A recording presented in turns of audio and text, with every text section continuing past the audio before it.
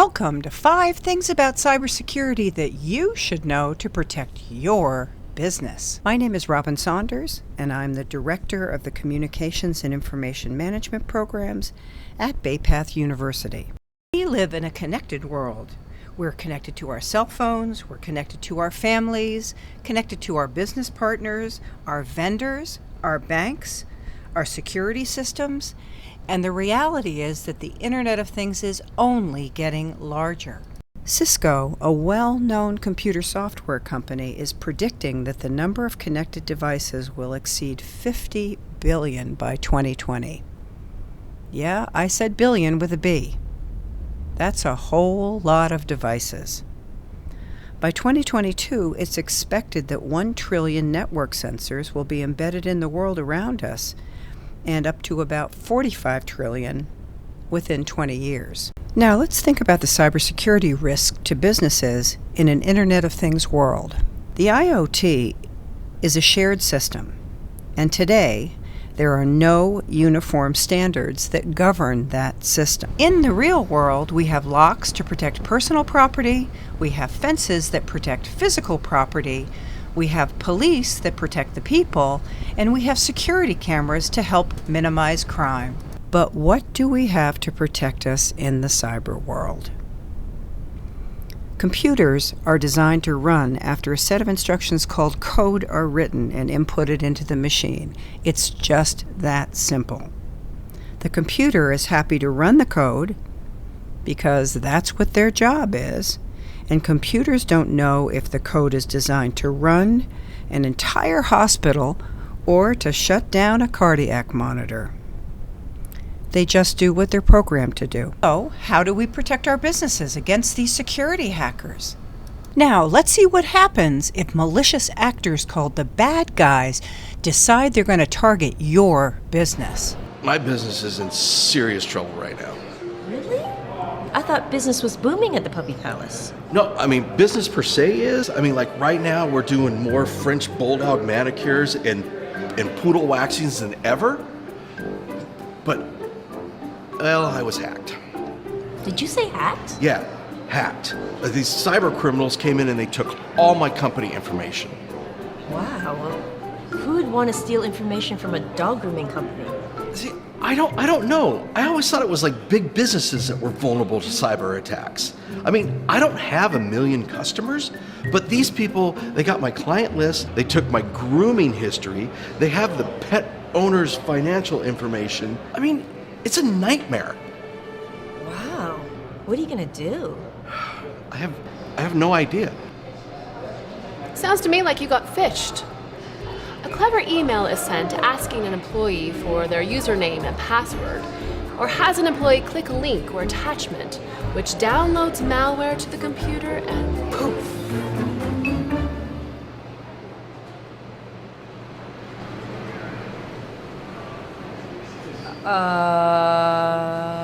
You know, spear phishing.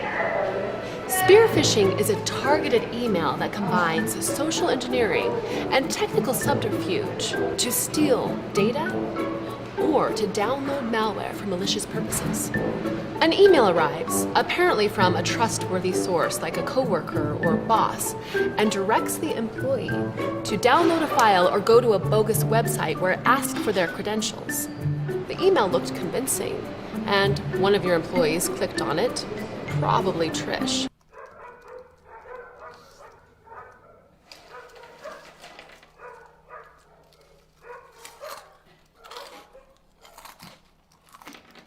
When this happened, the cyber criminals gained access to her information and thus gathering your company's sensitive data as well. So, it's Trisha's fault.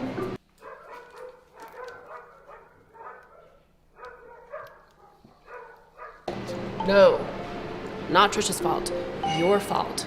The email looked convincing, and without proper training, Trish could have never known. How do you expect her to catch something that you don't even know exists? You didn't educate yourself or your employees. It's your fault.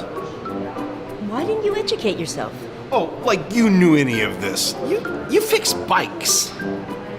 You know, I'm feeling slightly less sorry for you.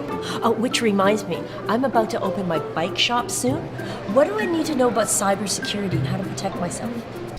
Ginny Rometty, Chairman, President, and CEO of IBM, recently stated that cybercrime is the greatest threat to every company in the world. Every company in the world. Just think about this.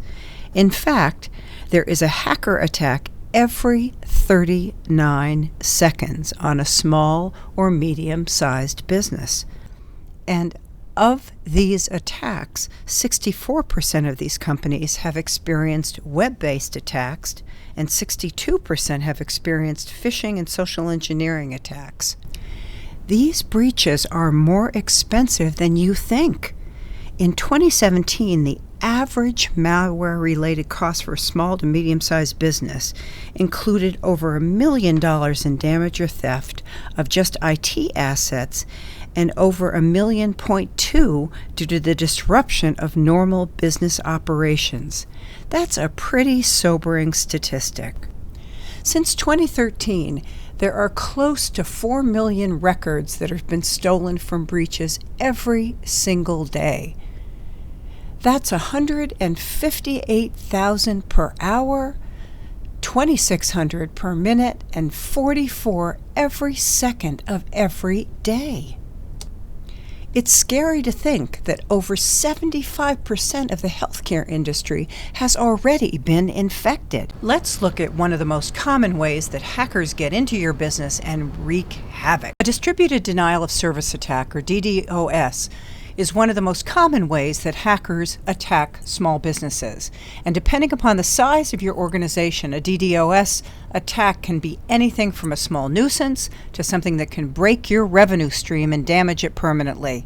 A DDoS attack can cripple some online businesses for a period of time long enough to set them back considerably and put some of you out of business. These attacks are much more than a nuisance. In fact, they slow internet traffic. And the reality is that you can DDoS any website or application. So imagine critical banking sites go down, imagine critical health applications go down, imagine critical government sites go down, imagine your entire company goes down. That's why this is so scary. Some of you are probably saying, what is a denial of service attack? How do hackers do it? Think of a denial of service attack as the entrance to your favorite store getting flooded by a massive crowd of people. The doorway is packed so tight that you're stuck waiting outside. In the digital world, it works the same. A hacker sits at his computer and uses malicious software to send so many requests to a website or app that it crumbles under the pressure. And a distributed denial of service? Well, it's the same thing, but on a much larger scale. Instead of one computer, it can be hundreds of thousands, sending tens of millions of requests per second. The latest wave of DDoS attacks has gone beyond just computers to using malicious code to infect internet-connected devices. Not all hacks are about stealing information. In the case of DDoS, sometimes it's just about wreaking havoc. And the attacks can have lasting effects. If hackers took down a major e-commerce site for even a few hours, it could mean a falling stock price and hundreds of millions of dollars in lost revenue. And the scariest part, in the last year, DDoS attacks have gone up 140%. Protecting companies costs more than you think. Approximately $1 trillion is expected to be spent on cybersecurity between 2017 and 2021. And connected devices are only going to make cybersecurity more of a challenge. By 2020, we are expected to have over 200 billion connected devices. So here's some sobering statistics. According to UPS Capital, cyber attacks cost small businesses somewhere between $80,000 and $150,000, and 60% of those small businesses will go out of business within 6 months after an attack. 90% of small businesses don't use any data protection at all for the company or customer information. That's scary. Only 38% of global organizations claim that they're prepared to handle a sophisticated cyber attack.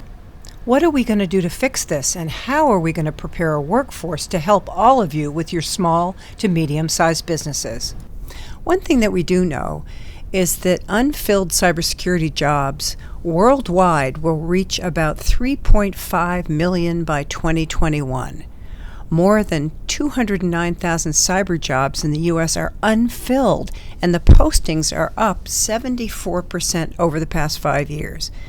The good news is that institutions like Bay Path University are addressing that challenge. They are educating cyber professionals that are able to go into these small to medium-sized businesses and mitigate risk, control the cybersecurity environment, and help small to medium-sized businesses thrive. What does this mean? It means that cybercrime is one of your greatest threats as a business owner.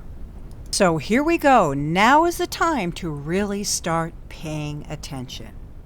I am very excited to give you 5 easy things that you should know to protect your business from a cybersecurity threat. Number 1, people. The number 1 weak link for businesses when it comes to cybersecurity by a long, long way is the people who work in the business.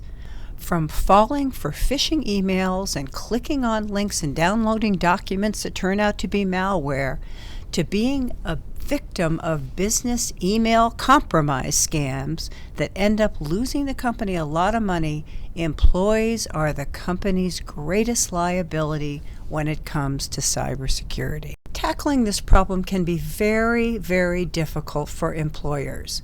Simply getting rid of an employee isn't an option when you need them to run your business.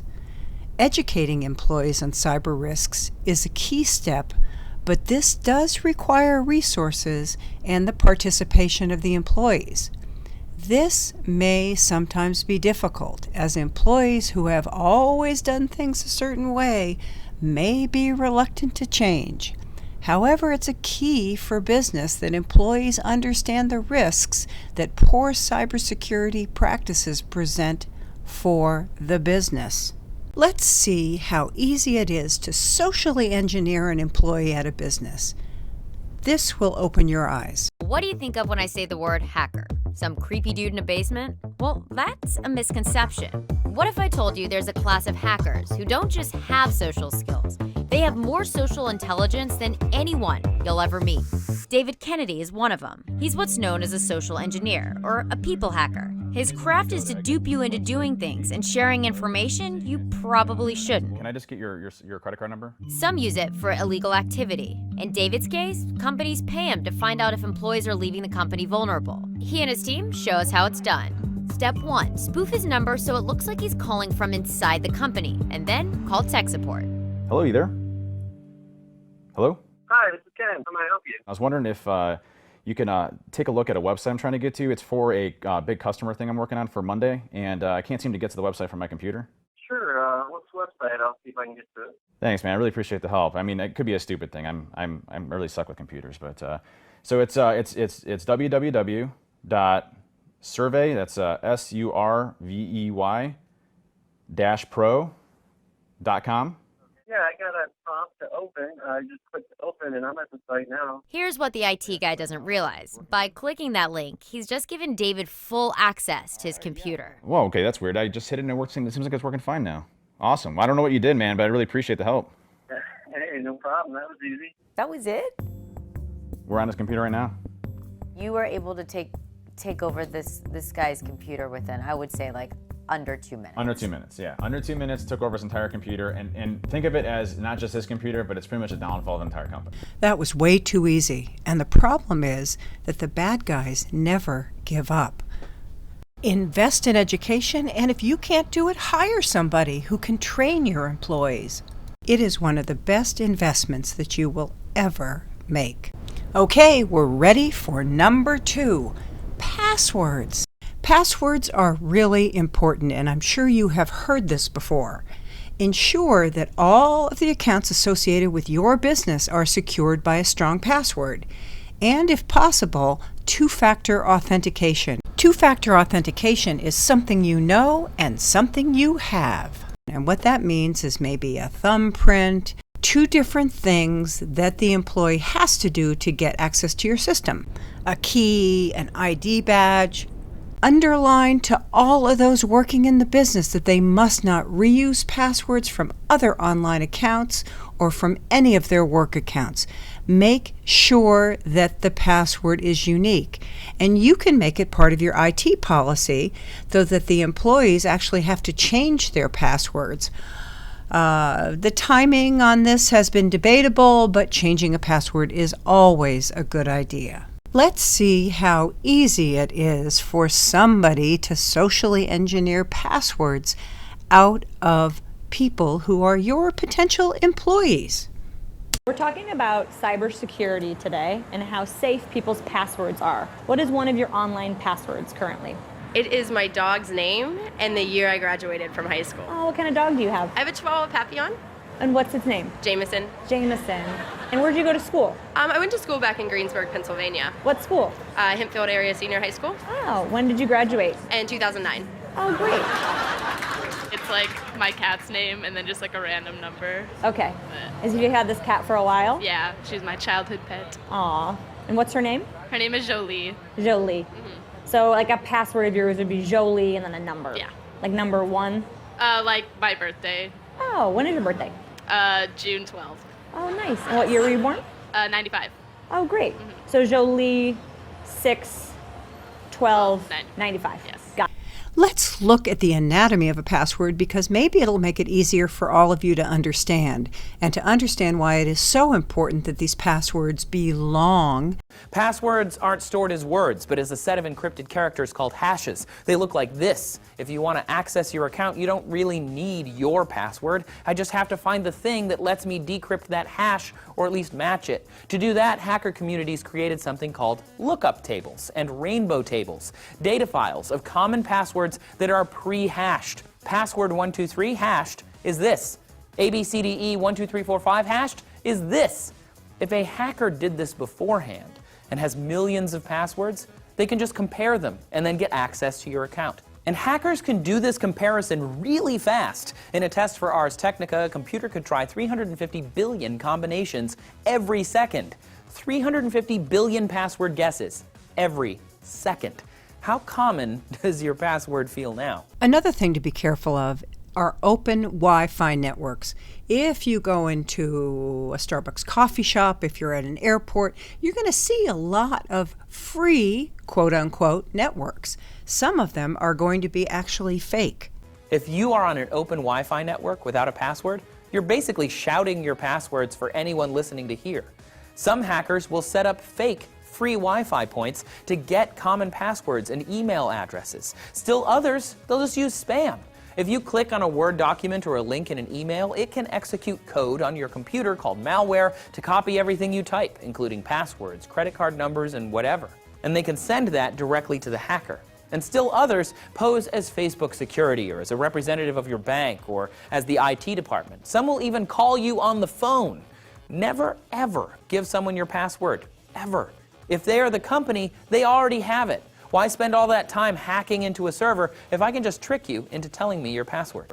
Moral of the story, other than hacking is crazy interesting, is to use long, complicated passwords and never use the same one twice.